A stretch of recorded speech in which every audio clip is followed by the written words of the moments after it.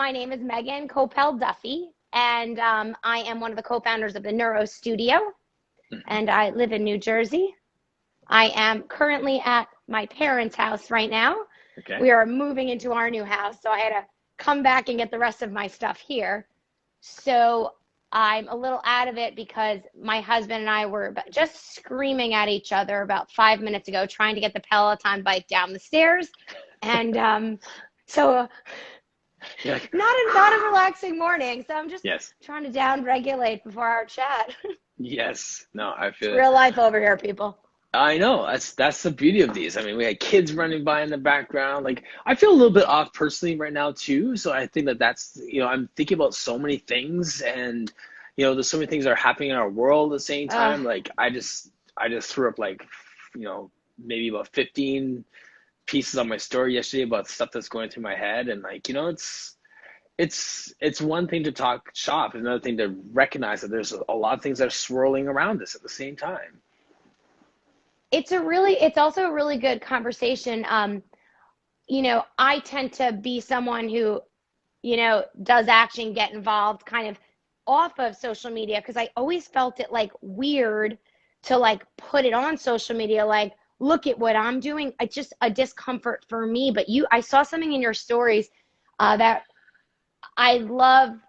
I'm going to share it if it's appropriate, and you can let me know. But it was something about, are you tired of hearing about Black Lives? Something I'm misquoting it. I apologize. Basically, the gist was, how do you think you feel as a Black man having to keep explaining and keeping reliving Black Lives Matter and another young Yes. Black man being shot?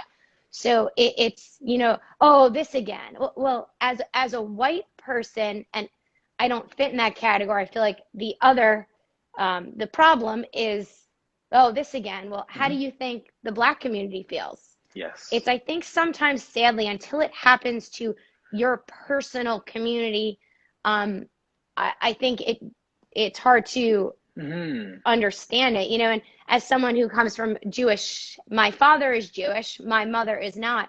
I feel like we've experienced some of that in a different way, and not Yes. comparing No, the no. two, they're very different. But I had to explain to a friend something about anti-Semitism, like, oh, we're still having this conversation. And I'm like, well, Yes. when you hear that, to me, that's not someone I want to have a conversation with. Right. Or do you, right? Like, I mean, a friend of mine, Daniel John, I'm trying to get him on again, and he just had this live where he was saying it. A lot of times, the Black community is saying, it's not my job to educate you. It's not my job to tell you what's wrong with this. It's not my job to explain this to you. And he was challenging that and saying, actually, it is our job.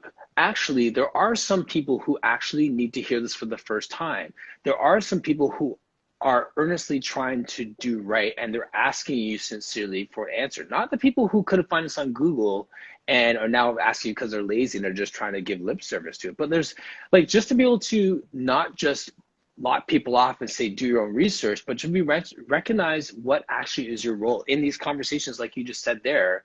you It's so you it's can cut such a that good, person off, but there's another person that you might actually have that anti-Semitism talk to get them to of recognize that this is something that we still need to think about, right? of course, and it was an interesting conversation about it from a Jewish relative, of kind of explaining their struggle and trying to understand, well, we did it this way. Why isn't this community doing it? And I simply said, and I don't really share a lot about my heritage all Hmm. that much because a lot of the anti-Semitism, I mean, I was in a room not too long ago where somebody didn't know I was half Jewish or part Jewish or however you want to look at it, Hmm. and said that his wife was German and we agree with what they did. And I'm not joking. I literally went like this. Did I? Yeah. What? I'm going to curse. What the fuck? But I kind of backed off and I didn't know how to react to it. I wasn't Yes. prepared. Right. And one of my friends then made well, her dad is a good one. Hmm. The friend didn't mean it, but it was kind of a snowball. And I then said to this family member, I could be Jewish or not. You wouldn't know by looking at me. My last name is Duffy. My first name is Meghann. My mom is Irish. I'm very freckles. People would assume that. So it's Yes. very interesting, the dynamic. And I said to this family member, my actual maiden name is the origin is Koppelman. Hmm. They changed it to Koppele when my great grandfather came to this country due to anti-Semitism. So I said, it's very easy for you to say that. Our family changed their name. Martin, I'm going to use your example, cannot change his skin tone. Hmm. So I could be Jewish or not, Yes. but a black person is always going to be black. They can't decide one day, I'm going to be Meghann Duffy today. Hmm. No, I'm going to be Meghann Koppelman today. Yes. It's not the same. And they had a really, oh, moment. Hmm. And not, because their experience was. And Yes. I think a lot of my family members have had different experiences. My mom grew up in the projects in Queens, where it was very diverse. Right. I grew up in a very different environment in New Jersey where there wasn't as many black people, Hmm. but we have very different views on things. So it's so interesting. Yes. And going back to what you said before, Mart, I tend to have 30 conversations That's going on okay. at once in my brain. I feel like Yeah. you're the same. We'll circle back. We'll circle back. Yeah, we'll do it. But when you said about, sometimes women being nasty, or can you train someone out of your group? I was yelling Yes. at my phone because I loved what you were saying. And my biggest thing is I just wish people would, I feel like I'm cursing a lot, would freaking listen more. Just listen to people. Shut up. Yes. Stop always giving your opinion and listen. I feel like we could Yes. just learn so much from each other. I Right. bet a lot of even my students and followers might not have known I was Jewish or, Hmm. and it's actually probably something I've never spoke about personally, not Hmm. for any other reason, but Right. that was it. I So appreciate that. I'd like to listen to your opinion Well, now. yeah, no, I appreciate that, and just the sensitivity. Like, I was going to ask you, like, how do you choose to identify it too, right? Like, because you could say I am Jewish, full stop, and you don't have to explain. Well, it's half because of this person. My mother's Irish, but whoever you choose to identify with is who you identify as, right? So, I don't really identify as a religious person personally. hmm. I was brought up and I'm technically Catholic, Hmm. had a communion confirmation, and I actually had my communion confirmation as an older in college at the University of Scranton, There you go, represent. representing. Um, because it was important to me after my two grandfathers died, Hmm. I kind of craved some sort of what's next. Yes. And I ended up becoming fully Catholic, but first, I'm not going to say anything bad. My rule of thumb is you don't have to say anything bad about certain things. People know that. Hmm. I don't agree with how the Catholic Church dealt with a lot of the child abuse. Hmm. So I don't identify as Catholic anymore. I don't identify as Jewish. I identify as Meghann. Hmm. And when my best friend and cousin passed away, somebody gave me a book called Many Masters, Many Lives, which was Okay. about past lives. And it Okay. really spoke to me. And so that's kind of what I look at. So Hmm. full disclosure, I was Egyptian in a past life. So Okay. also I believe a witch who lived in Boston. So far those are the two lives that I know about. There you go.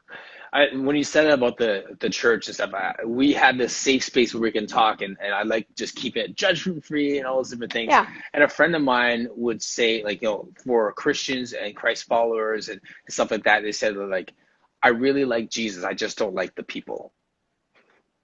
Right? Like, there's a Well, I sense always of say like, religious people, these judgmental religious people, and I'm like, what would Jesus do? I'm pretty sure he wouldn't be a bad person. I don't know.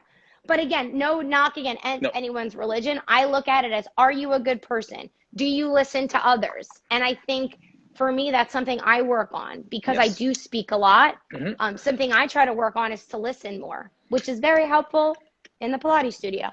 I simply ask, do you love people? Point blank. Yes or no? Love is a verb. Do you give? Do you share? Do you listen? Do you give space? Do you love people or not? Because at the end of the day, whatever religion you look at, that is pretty much a base principle for any religion is just love. Love God, love people. Let that be an expression of the faith you're trying to live out. Um, I love that. Yeah. That's I love that. Yes. The counseling thing, though, this is where I was going with and I just thought of this now as you were saying too, on the topic of being able to speak to other groups or teach other groups and not be of that group that you're trying to speak to, affect change with whatever. I have a counseling background, like my master's degree is in counseling, and I came to fitness, through that. Oh, that's great. Recognizing that I was actually making more headway talking with kids over the bench press than in a counseling setting. But as a counselor, I don't need to be an addict to speak to addicts. I don't need to be an abuser to speak to abusers. I don't need to be a drug, whatever it is. I don't need to be that to be able to speak to that. I need to be able to ask questions and listen to their answers and not take the time while they're saying their answer to think of the next question. I need to actually listen to their answer when I ask a piercing question. If you can do that, then you can make headway, because people can figure stuff out on their own as you're starting to just ask the right questions so they can give pause and they can answer the question for themselves. One of my favorite classes in my master's was outside of applied physiology, but it was more in counseling about motivational interviewing. And the teacher she was so awesome.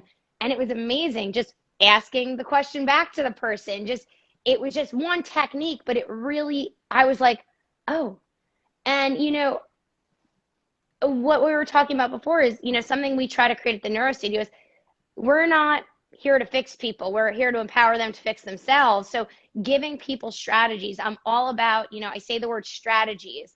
My students and my husband, he told me I have to stop saying game changing, because I'm like, that's a game changer. Yes. And I say strategies and game change a lot. Yeah. But it's, how can you create the strategy that your brain and body needs based off the scientific background? Yes.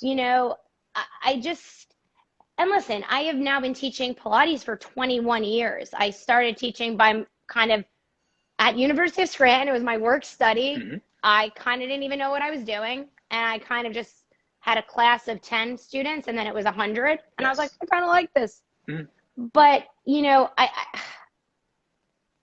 I lost my train of thought where I was going with that. Asking the questions.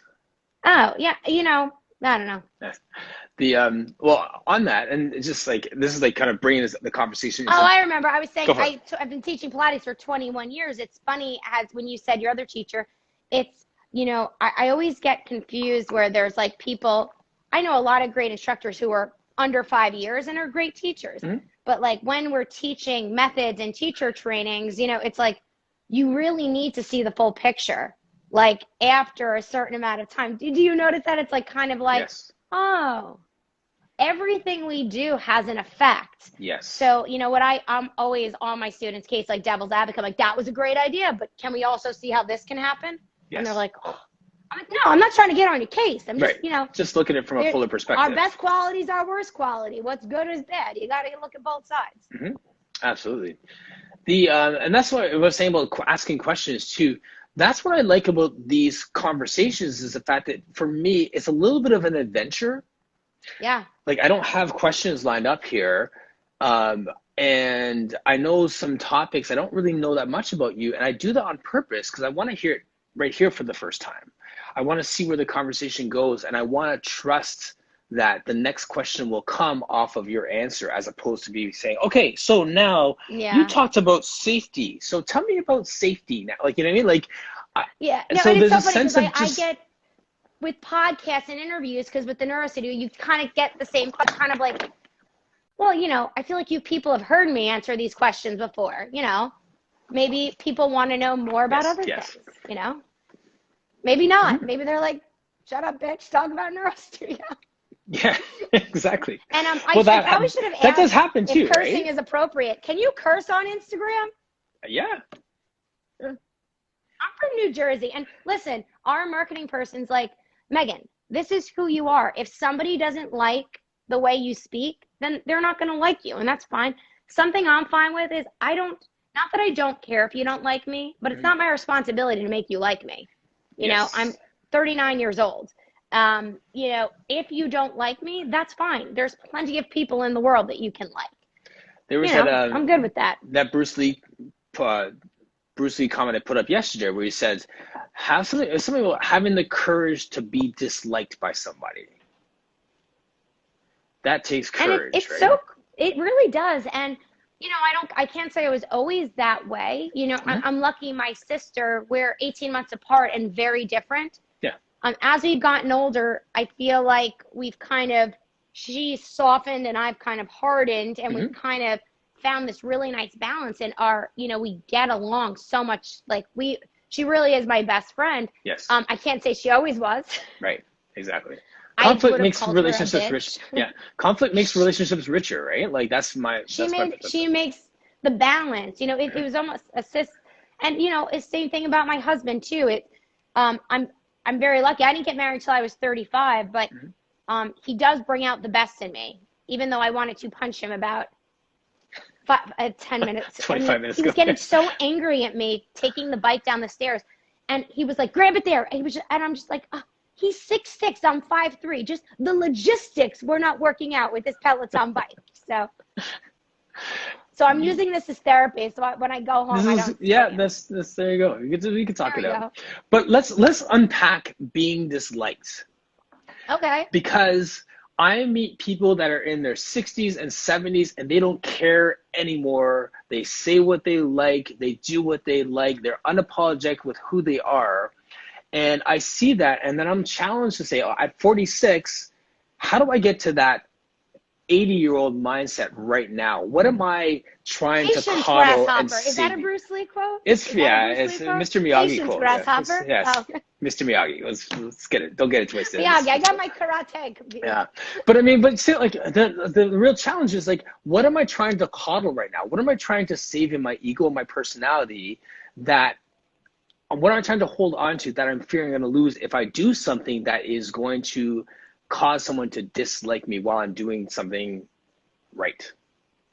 I think the answer is intimacy, but personal intimacy, in the sense of really being okay with who you are and not needing, your Pilates career or how many followers you have on Facebook, or that I created a business, or I'm married and have 2 dogs, or I have kids, or I don't have kids. I think at the end of the day, I say this to my friends, like, or single or her divorced, you can't really truly give love, like you were saying, if you don't love who you are, and you have to accept who you are. Like, again, I sometimes curse because it's my way of saying very. Like, that's how I am really, I want to get my point across to you. Like, I'm very passionate about what I'm passionate about. Yep. And I think it takes a person to really sit with yourself and be like, I like funny people, but I'm not funny. That's fine. Like Mariska and I always joke, like, we like being humorous and funny. When people take our course, they're like, "Oh, it was so funny." I'm like, yes. Tell me more. Yes. But there's certain characteristics that I will never be, and that's fine. Yes. I think trying to be someone you're not, or trying to be that's like, if I tried to be for failure, for sure. And I think that's even going back to the conversation we were having earlier about different groups, is I think, if we just accept who we are and listen to other people's side and just be a shoulder to cry on, be sympathetic, I don't know what my Black female friends are going through right now that have Black sons. I can imagine. I don't have children. But, my husband's nephew, godson, our friends, like, I can't imagine. And I don't mean to just say women, but Black men who have sons, like, that fear every time they leave the house must be terrifying. Yep. So while I don't understand that personally, I can be there for my friend and say, how can I support you? Yes. What can I do for you? Can I listen more? And I'm lucky, my friends will call me out if I say things wrong. I saw my buddy Sinai, who was a daughter of one of our friends, this brilliant high school student who would come to my studio and kind of mirror me and help me out, and she wants to learn what career she's doing. And I'll sometimes ask her, "Hey, is it okay I share this or Yes. I'll get some information from her because I feel like she's really got her finger on the pulse, So I think having friendships where we can be honest, or if I say the wrong thing, Yes. she or some of my other friends would be like, yo, what do you, and that's not what I meant. They know me. Yes. They know. I think intention matters, and I think we're losing that. Right. But you're also speaking to having a strong enough sense of yourself that you're not going to feel threatened personally if someone challenges you or someone corrects you. Yeah, I don't mind being corrected. I am a little fearful of saying the wrong thing in the sense of and I do think I'm not, the whole cancel culture idea is, I think it's okay for people to be called out when they're wrong. It's cool to criticize and be like, yo, man, not my intention. I apologize. Right. But there is a little fear of like, if you don't know me and I say something, somebody sent me a message about like something I didn't say or say, not realizing that I'm Jewish. And I'm like, you don't even know me. Yep. So I think it goes to that, like you said, having a sense of self, right, which I don't think can be taught. I think it needs time, and it's plants, you got to water that shit. Yeah. My plants die even if I water them. So I use the example of like lifting weights. Like it's like you have to get your reps in. You have to keep doing it repeatedly until you get to a place where you're comfortable with it. And you make mistakes. And you might tweak something, but you learn from it. Right. You got to bring those muscles to failure for them to grow, right? Like there has to be some sense of that happening. And the other thing I was going to say earlier too is integrity. If there's a consistency to our character, if it's coming out that I'm coming from a good place, that I genuinely want to help, I genuinely want to do right by a certain person, when I make a mistake and I say I'm sorry, people believe that I'm sorry, that it's not just lip service. I'm not just it's not performative. I'm not just doing to appease people. That's one side of it. And the other side of it, it's like that statement of apology. Yes. Like, we saw that with the PMA and stuff. I feel like people just didn't feel like it was sincere. I think because there was not a lot of sincerity up until then. But, I do think, like exactly what you said, it's, what are your strategies? Like you said, you're like 46 and you're envious of people who seem like they have it all together. Yeah. Like, do you think it's because you switched careers? No, do you think it's...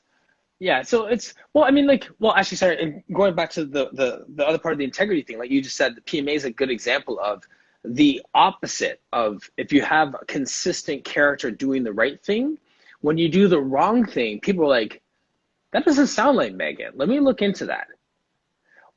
But when you have consistent errors and just a litany of just things you've done wrong, you do something else wrong and you say, sorry, like, you said that 10 years ago.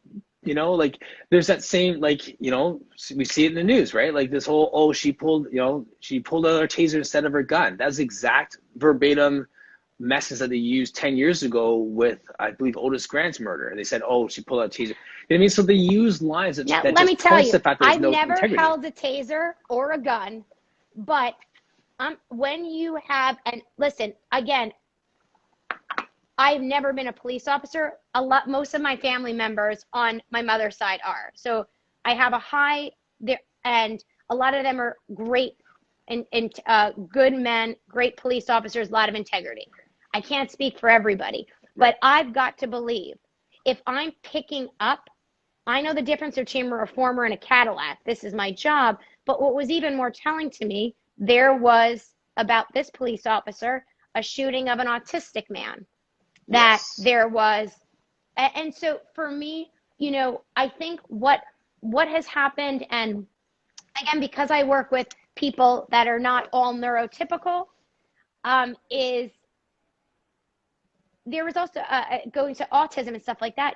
Police aren't trained to know how to deal with autism, and I apologize, I cannot remember the young boy's name who was killed, who was walking home from the convenience store with his hoodie on, who was, I believe, on the Elijah spectrum. Fisher?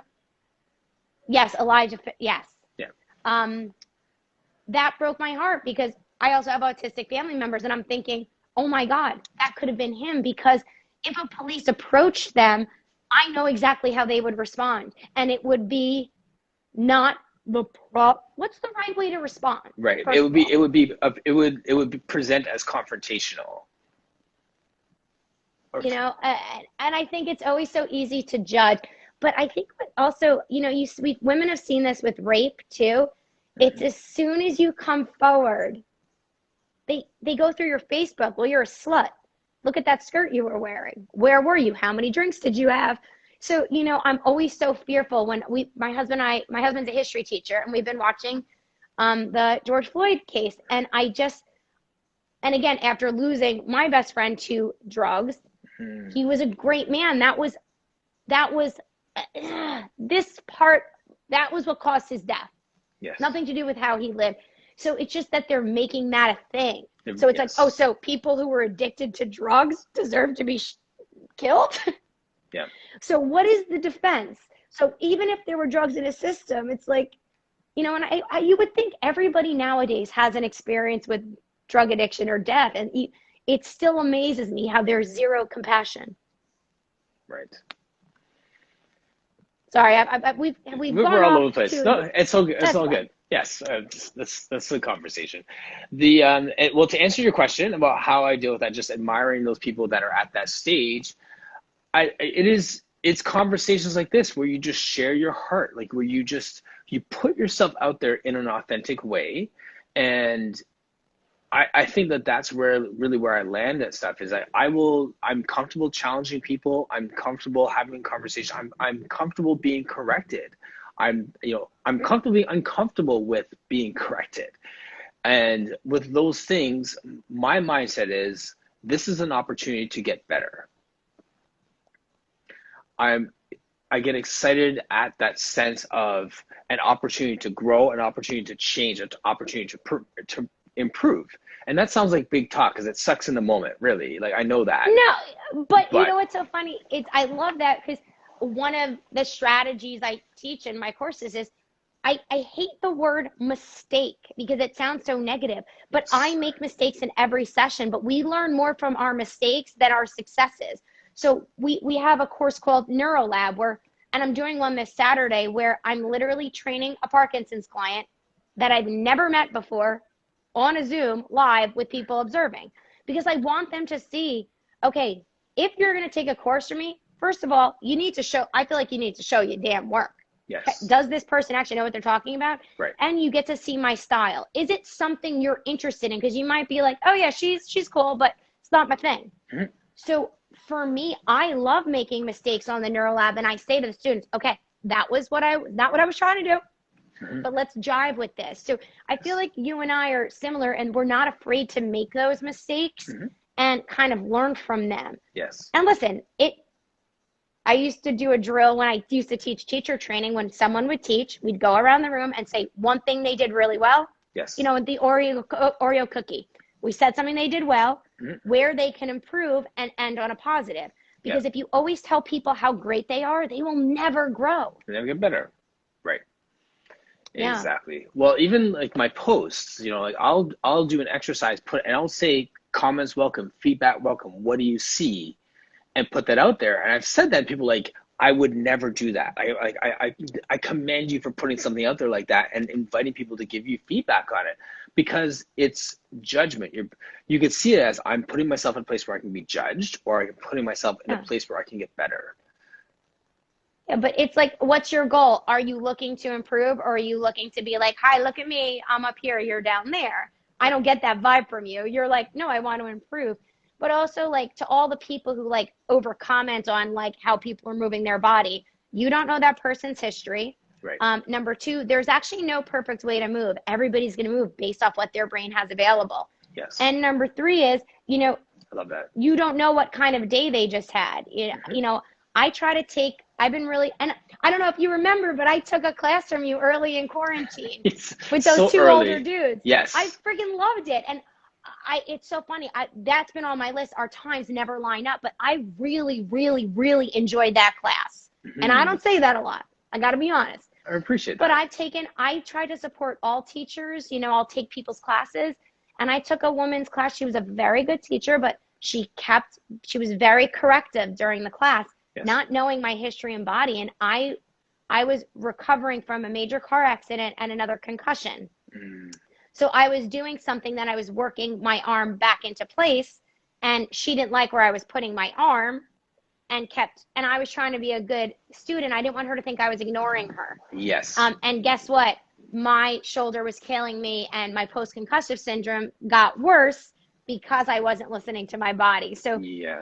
I really appreciated how you taught good cues. I kind of gave feedback, but kind of because you didn't know me, you weren't like kind of, no, your foot is in the wrong position. Fix that, fix that, fix that, Yes. Plus, there was great cues. It was a good classical Pilates class that wasn't boring.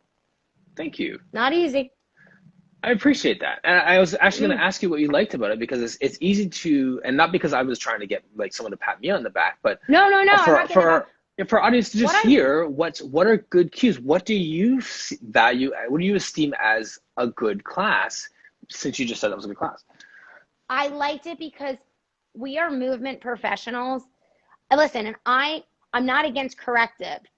Like if you ever taken my advanced course, I saw some of my students join the 4-quadrant stability model. I'm very specific about certain things, but It's all about getting people to move. So I loved how we moved, and I loved you offered strategies. I can't remember because it was so long ago, but we were doing a rollback, and it was something you kind of offered a suggestion instead of doing it. And it spoke to me. And there was, I come from a sports background, wasn't a great athlete. I'm always very honest about that. Yes. But there were like 2 older dudes in the class. And after I was like, yo, you guys killed it. They were really good, and it was fun. It was light. We had a good time because this shit ain't that serious. There's real serious shit going on in the world. Yes.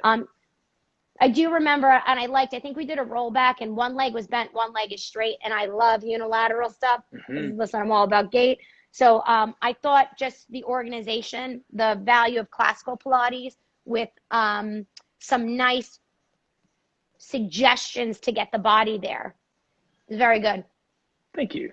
And any of my students will tell you, I don't throw out compliments willy-nilly. Not that I'm hard on people, but listen, if you're not good, I'm not going to tell you you're great. Right, exactly. And you know what's funny? Even though I knew that you had a good experience and you were going to give me good confidence, that was still uncomfortable to hear. I had to lean in to just be like, even to ask, because I'm like, can you just give me some compliments right now? Like, that's basically what I just said. But like, sometimes we need that feedback. It's like, okay, well, that's helpful. How do I continue to do that? How do I look out for that? You know what I mean? Like, those are things that this is how we get better. Like, those constructive, positive feedbacks also make us better. Yeah, and why when I took the class, I didn't like say who I was. Because first of all, like, I don't want any other, listen, when I take a class, and if I take your class, I'm not there to judge you. I'm there to freaking move and not be teaching for a minute. Yes. So I like to just move, and I feel like if they know you're a Pilates teacher, they might like use fancier cues. Like, I don't want to hear muscles all day long. I just want to move. Yep. I want to move well, and that's why I really enjoyed your class, because sometimes that balance is not easy to find. Easy. Right. Yeah. So then in your work now, who are your like ideal type of clients, the people that you're most passionate about working out that would be the coming into your studio as like participants or clients? Humans. Okay. Listen, but I'm, a line I say is, I am not your landlord. Treat it like you own it. This is not a rental piece. Yes. So clients who come in and say, Meghann, my SI, this hurts. Well, did you do the homework exercises? Did you do the program? No. What do you want me to do? Right. I'm not your landlord. So I require a lot from my students.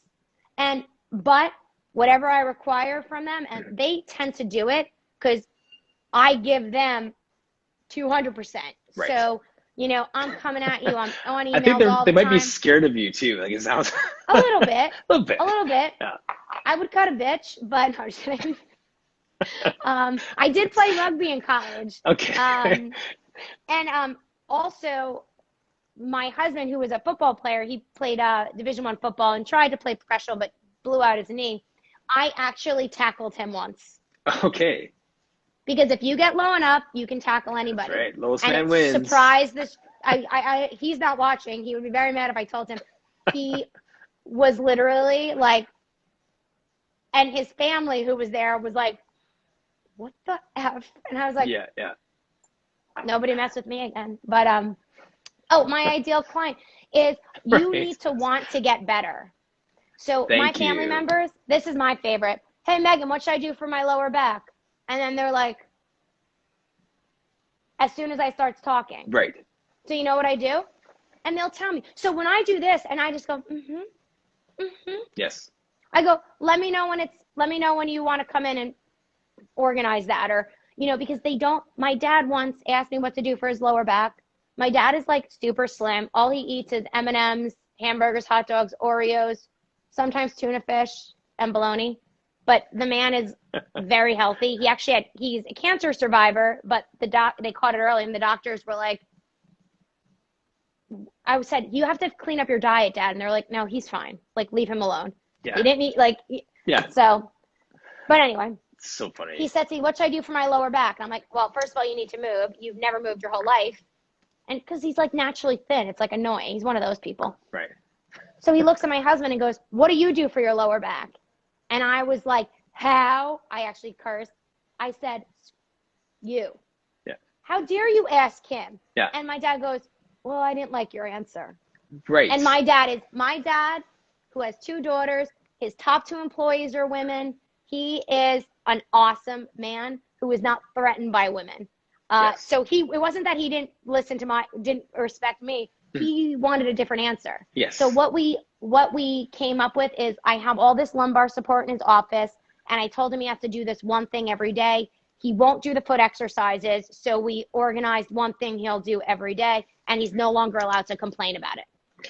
That reminds me, a friend of mine who's still in counseling, he used to say that people would ask me, what should I do about this? How should I do this with my daughter? What should I do about my son? Or what should I do about my whatever? And they're always trying to get advice off him, and then they wouldn't follow his advice. So he came to this place where he said, listen, I'm a lot smarter at $80 an hour than I am for free. And that reminds me, do you know the Movement Maestro?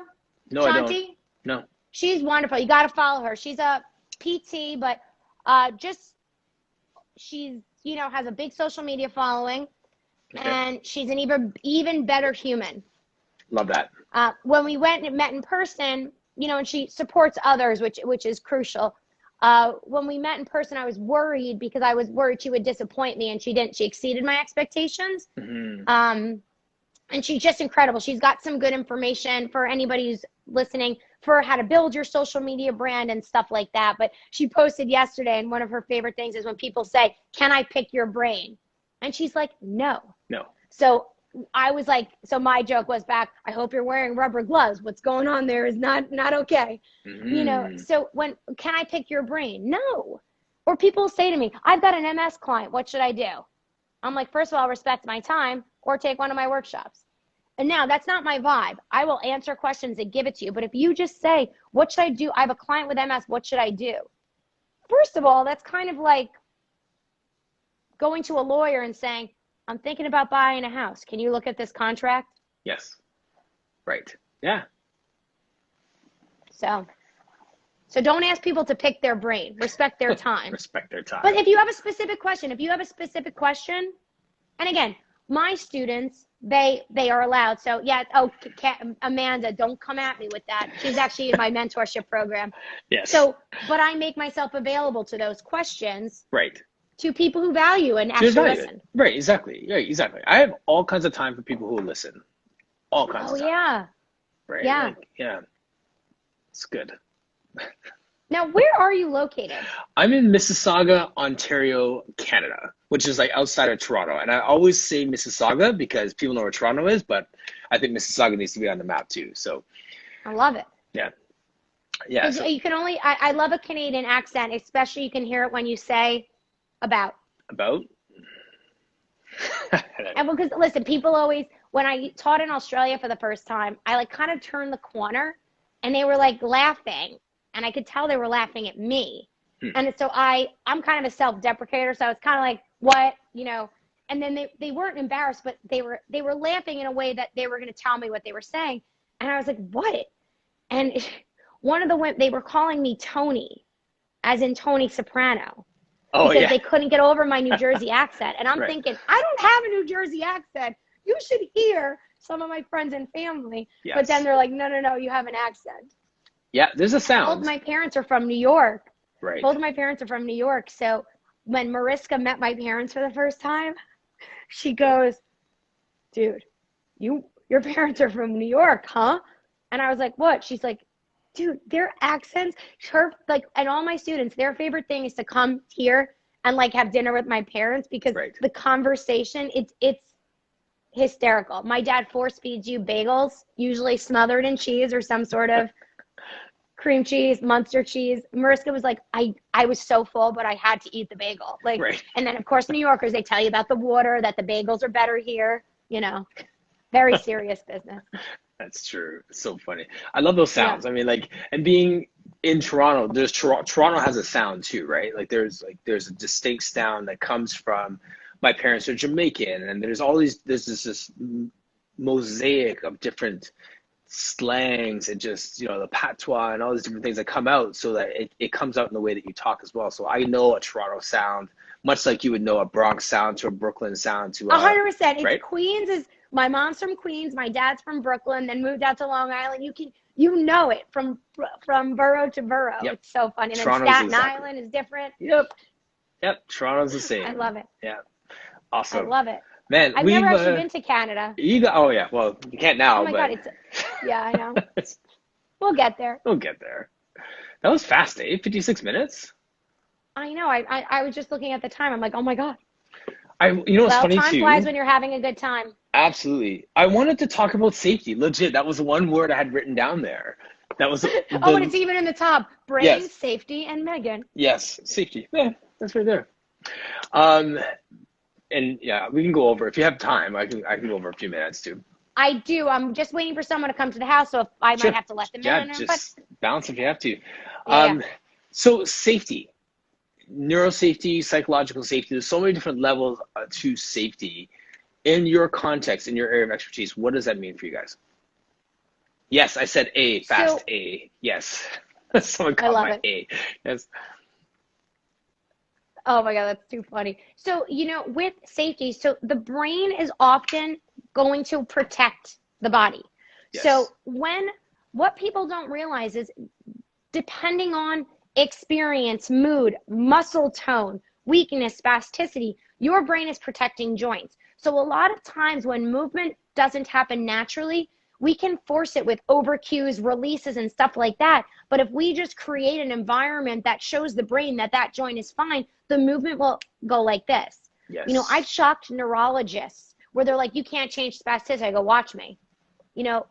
I'll have a neuro client with their hand like this, and it can go down like that when we can create that environment. Yes. Okay, so listen, my methodology, it seems sometimes it seems simple, but it's super complex. And when you get into it, you're like, it's easy to get overwhelmed because it seems like there's a lot of options, but there really isn't when you bring it in to what I call the 4-quadrant stability model. Mm-hmm. And if we can create safety in the body, movement is not that difficult.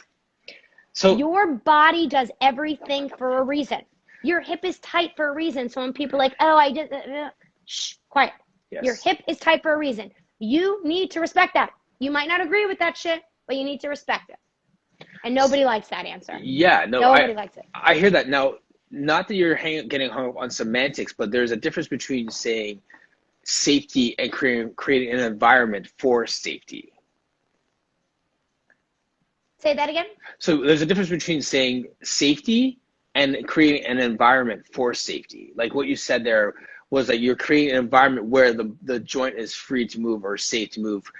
Like the joint is often safe, but okay. the brain is protecting it for certain reasons. And that will be different for each person. Right. So for me, when someone is fearful of something, if something is going on, there's reasons being because of a past experience or something like that. And yes. Oftentimes when there's fear, the body will tense up. There'll be a startle reflex. There'll be adduction. There'll be different things that will occur. Yes. So because of that, if we're trying to create movement when the body is creating the opposite, it can cause a lot of problems. Right. So if someone is fearful of something, I respect that.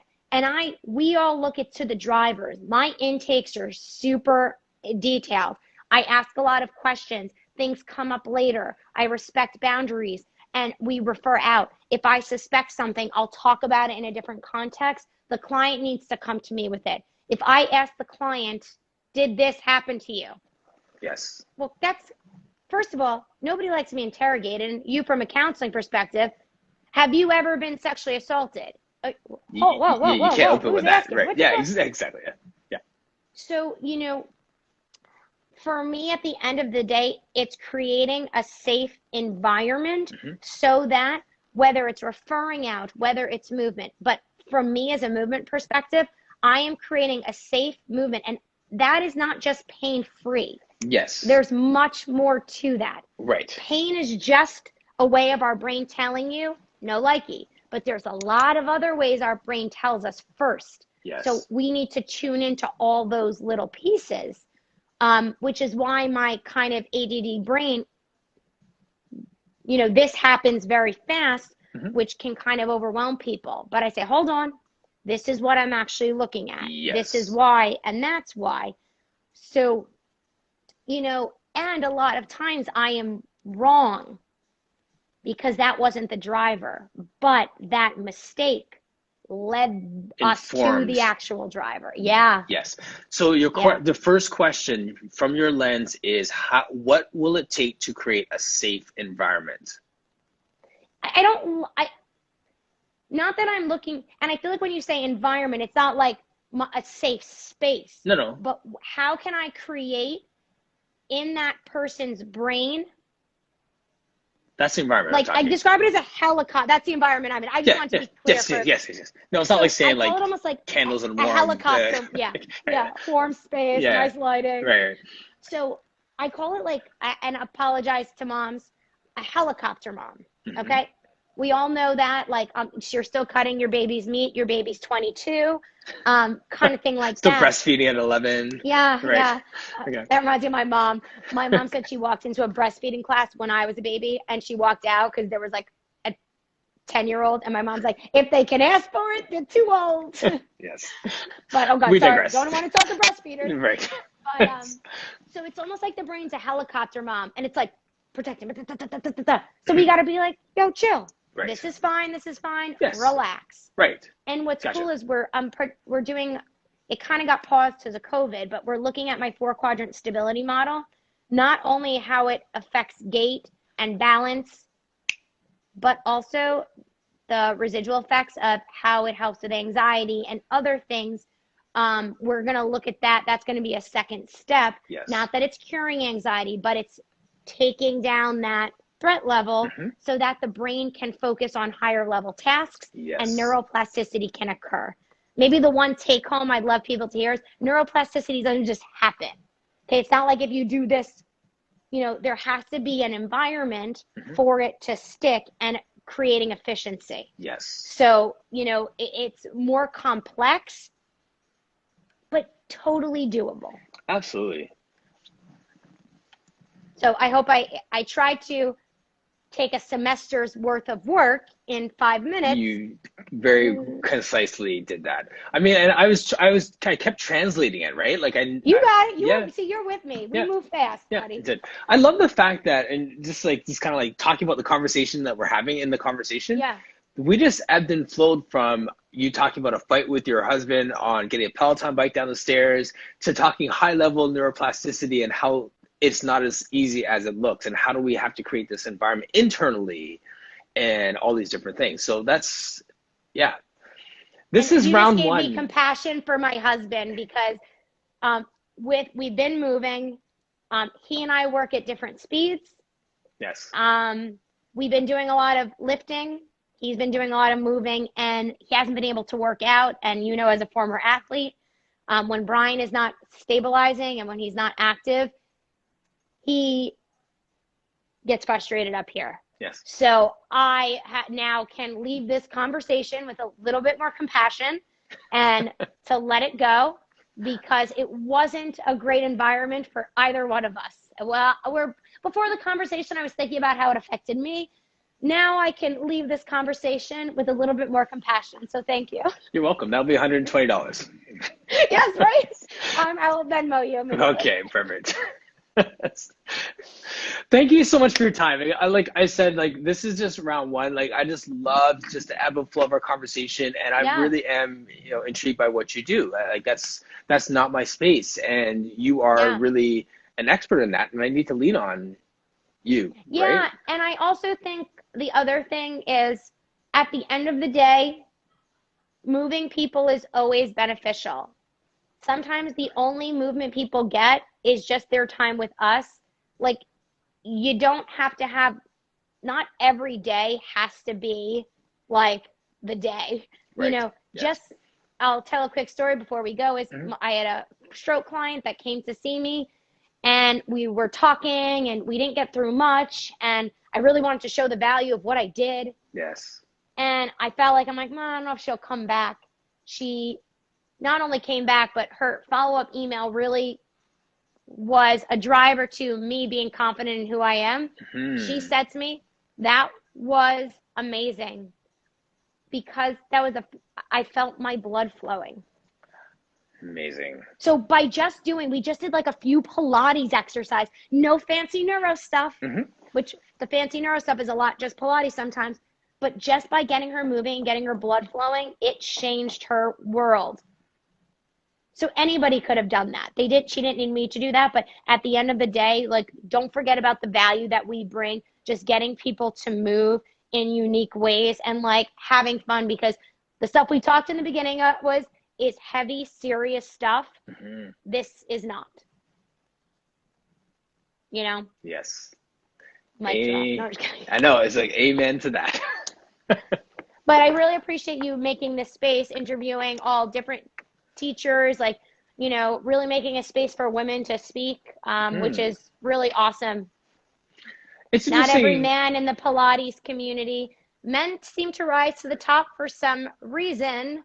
That's interesting, that perspective. Without the expertise. So I am thankful to you, who give a voice to a lot of women who are doing badass, awesome shit. That is encouraging for me, because that was not my mission. I didn't realize that I was creating that space in that way. So I'm honored that is something that's impactful for you. I can't speak for all women, but I'm going to speak for my women in my tribe. I think that's super important. So thank you. My pleasure. Yeah. Thank you to everyone who joined us today as well. Thank you for the comments and chirping me on my A's and my Canadiana. I love it. Emmett, I see you. Oh, Benaldra, hello. I don't know if she's still here. One of my buds from New York. So I am no longer in New York, but if you need someone in New York, Benaldra's your girl. Follow her. It's amazing. Amazing. Awesome. Okay, I'm going to sign you off. I'll send you the replay later. Thank you so much. So great chatting with you today. Much love. Oh, it's such a pleasure. And I will be in class soon. Awesome. Now that I'm in the house, I promise. I can't wait. Awesome. Bring your hubby, too. Let's get him in there. Ugh. He's like, it's so funny. We'll get him in. I think he'll like you, but I'll send him without me. Okay. Whatever works. Okay. All right. See you.